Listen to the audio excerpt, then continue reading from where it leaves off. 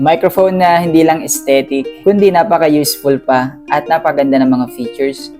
Well guys, may re-recommend ko sa inyo tong TNW A36. So since ako naman ay solo na content creator, most of the time hindi ko naman kailangan ng dual microphone. To be honest to you guys, meron akong microphone from TNW na dual pero isa lang yung nagagamit ko palagi. Makakatipid kayo kung bibili kayo ng A36 na isahan na lang siya. No need na magdalawa. Bakit? Kasi matagal tumalobat guys. Look at that. Hanggang ngayon nga, tinan nyo yung case niya. Hindi nagkakarga dahil full charge pa rin yung aking microphone. Yan, no? Yung case naman ito is 97% pa rin. So, ibig sabihin, kahit ilang beses ko na siyang ginamit, ang tagal talaga ng battery life. Bukod pa dito, ang nagustuhan ko dito, tinan nyo naman yung kulay. Kakulay siya ng aking Anbernic. Look at that.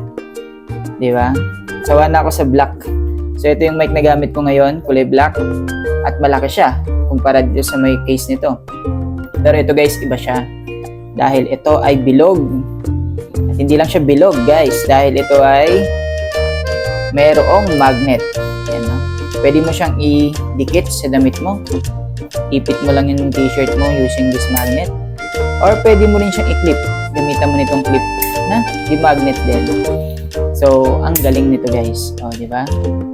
Ang lupit. At hindi lang yun guys, meron siyang receiver na pwede na sa USB Type-C at pwede na rin sa iPhone.